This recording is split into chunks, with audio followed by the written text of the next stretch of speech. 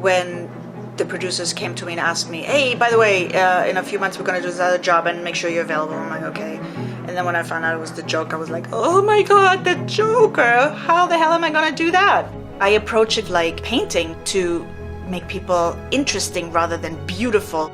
Hi, this is Nicki Ledermann, and this is the timeline of my career. When I was little, I wanted to be an opera singer, and I went to a performing high school of the arts in Germany, in Munich, and I truly thought I would become a musician. When I saw The Exorcist, that was really my turning point, because, you know, when I saw just Linda Blair's head turn, and I was like, how the hell did they do that? Or American Werewolf in London, like this whole incredible rig that Rick Baker built and got an Oscar for, with the wolf coming out of the guy's mouth. It was just so magical to me that I was like, how did they do that? The artistry in it, the emotions that it makes you feel, all that stuff that's all created by makeup. I thought it was so fascinating, and I couldn't stop thinking about these, you know, scenes in all these cool movies that I saw when I was, you know, in my teens. I thought, like, they don't make movies here like that. I would have to go to America. I was 20 years old and I left my home to live the American dream. My boyfriend at the time had this great idea. Why don't you just go to NYU, put flyers out for the film students offering your services doing makeup on their thesis films? And that's exactly what I did. And the kids were so excited, and we all kind of rose up together. My very first paid job, I shall say, was on a small TV show that was shot in Boston called Against the Law. That show ran for, I think, only a season, and we came back to New York. It was such great timing because early 90s then, we had this amazing independent movie scene in New York. So my friend Derek, he called me up and said, listen, my buddy from NYU, he's directing this really amazing movie. It's called Palookaville. And he said, you have to work on this film. The script is amazing. So I met with the director, and it's funny because I walked in, we met at Bubby's in Tribeca, and I saw him sitting at this little corner booth, and I looked at him and I'm like, I'm gonna marry that guy. Turns out we did get married and we did have 3 kids together. But, you know, so working on Palookaville was like my first experience of like a real movie. The movie was a beautiful movie that we were all really proud of. It won awards. It was like my first movie that I've done that I really was very proud of. That little movie not only was a stepping stone into a really amazing career, but having 3 beautiful children. When I heard that Todd Solondz, who previously directed Welcome to the Dollhouse, was doing another movie, I thought like, oh, this is great. I would love to work on it. He's such a funny, quirky, smart, talented guy. So they sent me the script. And when I was reading the script, I was like, oh my God. I thought it was so ballsy, so brave. I need to be part of it. That was like a wild experience that I'm grateful I had. My taste in the contributions that I am giving to in my work is I want to show the beauty in what people don't want to recognize, or people don't want to deal with, or people look down upon. It's that maternal instinct that I had even before having children, to help make the underdog shine. I just broke up with my fiance, which, trust me, is traumatic enough.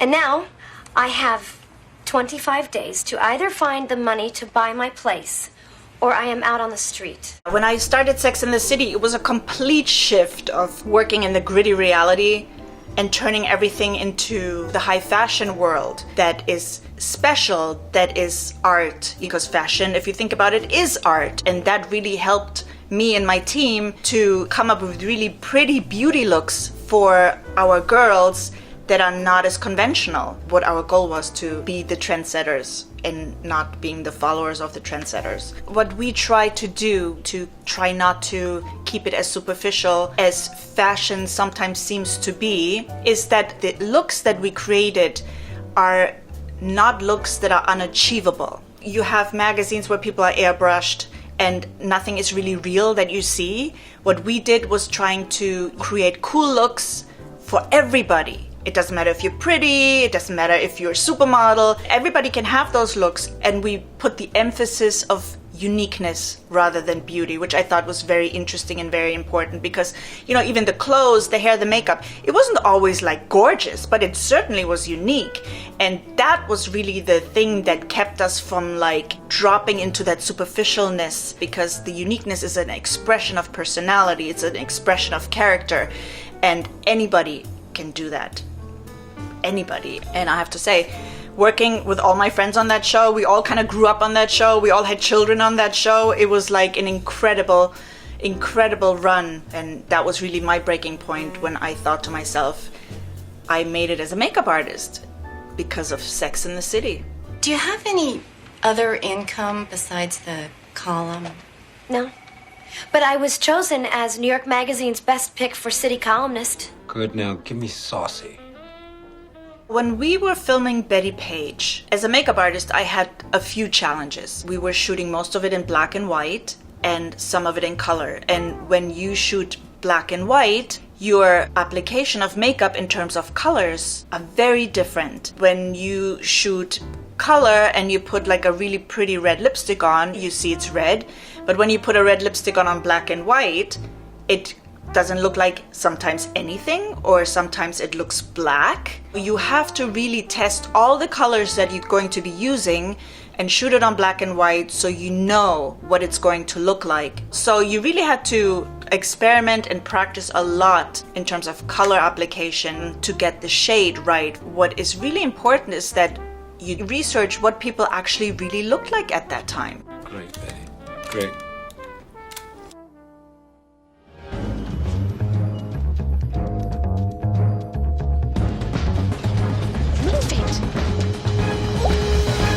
When we did Devil Wears Prada, Anne Hathaway's character Andrea had a really lovely evolution from the frumpy, normal, not caring about fashion kind of look into this high fashion Vogue girl. And that was really fun because you get to play, you get to try different things, you really change a look of a person. But the trick is really that you have to keep the essence the same. You can't just make somebody look completely different, because no matter how much a person changes, the essence has to still be there. And in creating a makeup look, I felt the essence that I tried to keep in her is a little bit of that innocence in her by not overdoing it. So you kind of have to find the essence of that character and try to keep that throughout the whole movie. Otherwise, the change of the character is not believable. That movie was really fun because you had Valentino there, and we created one of Valentino's fashion shows, and that was really fun. That was a really great movie about fashion and makeup and hair, and at the same time there was a lesson in this, and we wanted to make sure that that lesson is not lessened by overdoing it. I couldn't do what you did to Nigel, Miranda. I couldn't do something like that.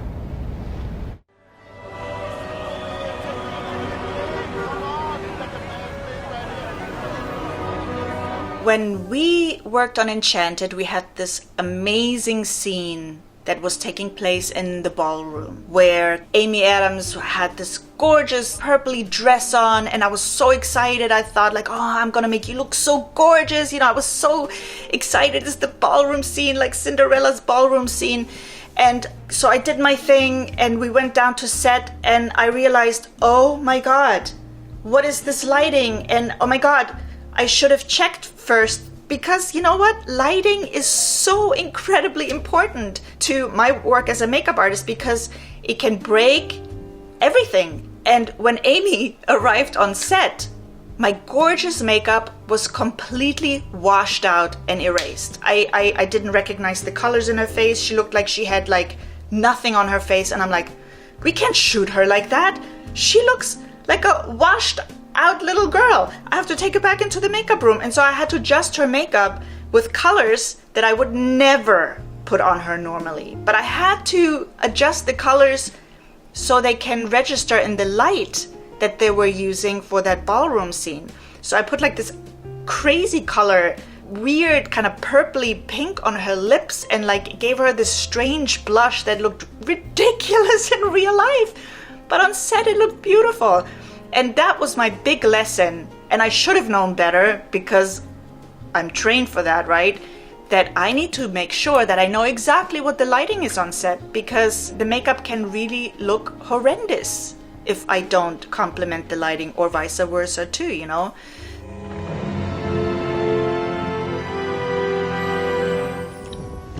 I'm gonna talk to Nagi. I don't know. 2 years killing Jerry's doesn't exactly prepare you for a whole lot else. I love period projects because you can really paint, you can really like evoke a different era, a different time. It's like time traveling. It's so exciting to me. When I was called in to interview for Boardwalk Empire for the pilot that Martin Scorsese was directing, I was like, oh my God, I want to do this so bad. I want to work with Martin Scorsese. God, I did research like I've never done before. When I was called in to come in for an interview, I had pages and pages and pages of research of my suffragettes, about the time period, about the politicians at that time. So I went in for the interview and, you know, I nailed it because I guess I just had the best research. Marty is an incredible collaborator. That was the first time I worked with him. I mean, he was so serious about every little detail, and that's what makes him really such a great filmmaker. In the case of Boardwalk Empire, he showed us Splendor in the Grass. I wasn't quite sure why he would show us Splendor in the Grass because it wasn't really the right period. What it came down to is that he said, see these big scenes? See all these background people? The one very back in that corner, that person looks great. That person looks perfect. And I want to make sure that on Boardwalk Empire, that every single background person is treated like a principal actor because they have to look perfect. Because if they don't look perfect, the whole picture won't look perfect. And that really taught me a huge lesson. When you do a big period movie, you really have to make sure that every single detail is perfect. Y'all remember Jimmy Darmody? Welcome back. Welcome home, Jimmy. Welcome back, kid. Gave them Huns hell, I heard. Sure did. You do realize if you choose to join us, the work will be hard and the hours long, the results slow and agonizing, and we will see no shortage of death at our own hands. But the rewards. When I started prepping for the Knick, I pulled together photographs of paintings from American realists like Sargent and Eakins, who was really famous for these beautiful paintings of hospital theaters where all the doctors would sit in arena-like settings where the surgeries would take place. So I collected all these paintings and I invited my core team, and for a week we tried to copy these portraits to learn about color, tones, highlights, lowlights, the mood, so we can take that and translate it onto our actors by making them up just like a painter would on the portrait. The tools that we used on the Knick and the makeup, we tried to really replicate products that women used back then. We got beeswax, we had a juicer, we made our own mascara, so we tried to keep everything as natural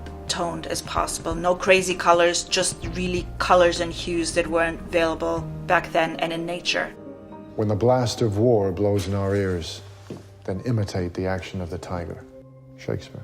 Your Majesty, Mr. Phineas T. Barnum and his oddities from America. When we started on The Greatest Showman, which was my most favorite job ever, personally, I'm still depressed that I'm not working on it, that it couldn't go on forever, but I gotta let that go. When we started on The Greatest Showman, I started doing a lot of research about that time period, about all the oddities, and I put a great research book together. And then when Jerry Popoulis, the hair designer, and I went to have our meeting with Michael Gracie, love him, director, the best, oh my God.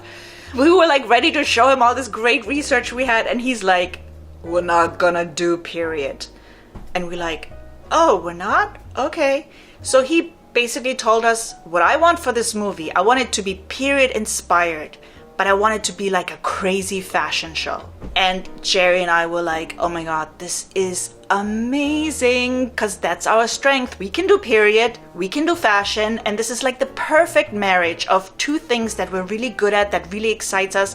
It's super challenging, but it's also so creative. It was amazing. So rather than doing a lot of prosthetics to make it authentic, we wanted to show the beauty in them rather than the sad ugliness. And some of these looks were really challenging. For example, Dog Boy, we had to build like all these hair pieces and then glue in his face and incorporate them with a wig and everything. You know, for example, the tattooed guy, which we all know what he really looked like because he did exist, Prince Constantine as he was called. We had to make a suit for him because we couldn't put transfers on him every day because his skin couldn't have handled it, and besides it would have taken us hours and hours just to, you know, cover his body in tattoos. Everything we did was like handmade. Michael gave us such an amazing freedom to create, which I so appreciated. It was incredible.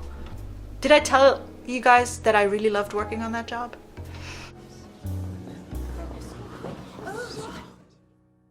Come on, Murray. Do I look like the kind of clown that could start a movement? I killed those guys because they were awful. Everybody is awful these days. It's enough to make anyone crazy. Joker was a really challenging job. We met with Todd and we were talking about Joaquin. Not only what the look is going to be like, but how to best deal with Joaquin, because he's going to have a really hard role to play. And so Todd showed us a photo of what they came up with, they thought Joker should look like. And it was basically the working clown look, which is a very simple look. And from that look, we need to evolve him into Joker, which is like a version of that working clown look, but a very kind of distraught, messy, wilder version of it. And it's a little different to take a photograph and trying to replicate a design on a picture onto a person, because sometimes certain colors may not work or the sizing may not work. So you really have to play and work out what the final design will be. And so what we did is like we had Joaquin come in for a couple of weeks to basically just play with the makeup until we got where we all felt like this is the right look. Again, this was a really amazing collaboration project. Todd, Joaquin and I coming up with this really cool look. You start him as Arthur Fleck, the working clown, and then slowly throughout the movie he gets degraded, and then turns into the Joker, which is the final mad makeup look, which in itself had a lot of different stages as well, like being smeared, running away from the cops, arriving in Murray Franklin's show, killing Murray Franklin, then being taken away in the police car, having a car crash, and then, you know, the resurrection. So these are all different stages within the same look. And that was really hard in terms of like continuity, because when you shoot a film, you don't really shoot scene 1 and then you shoot scene 2, 3. We always shoot totally out of sequence. That means one day we actually started with a working look and then we did a Joker look in the middle of the Joker script where, you know, we hadn't had shot anything yet. We weren't quite sure we're going to do it like that. And it's really hard when you work that way because you have to be incredibly organized. You have to match everything you're doing. You have to go backwards, forwards. You need to know what's going to come even though you haven't done it yet. So it was really challenging. Joaquin was really incredible, and the strategic way of keeping his makeup messy throughout the filming process is that I had to use different products that look the same when you put them on but have a different life on the skin, meaning sometimes I needed the makeup to be able to smear. When he touches it, it would smear. And sometimes I needed it to be staying put, that even if he brushes up against something or touches it, that it won't move. And I needed that because of continuity reasons, so I wouldn't have to constantly reset it. There's this one scene, the bathroom scene, when after he kills the subway guys, he runs into this bathroom and he does this incredible dance and he's all smeared. So I had to match that smeared thing from when he shoots the subway guys, but we shot this subway scene after we did the bathroom scene, so I kind of had to make sure that I take a lot of pictures so I can recreate something that we haven't done yet, basically, right? But in that bathroom scene, he not only dances, but the scene goes on, which was cut out later from the movie, where he goes to the sink and washes off his face, and it was all one shot, so I had to redo it like I think 16 times. comes in, does the dance, washes his face, cut, okay, reset. I had 5 minutes to do it. Do the makeup again, watching my pictures that I took to make sure that I copied exactly the same, and then doing it over and over and over. So I had to use makeup that is really easy to wipe off or wash off so I could reset it. But there's other times when he's in the subway, I had to use makeup that had to look smeared, but it had to be waterproof so I wouldn't have to reset it all the time because it would just take too long. If I had to go in between every single take to fix things differently, it would have taken too long. Joaquin would have never let me do it in the first place. So I had to be really creative with the materials I used. It was a really wild experience I had working on a job like that, creating such an iconic look. That was wild. Yeah, it was really wild and difficult and interesting and exciting. I'm really blessed with the projects that I worked on. When you find a crew that is very good in collaborating, it kind of is infectious. I find it also incredibly exciting, and I'm really looking forward to see what will come next.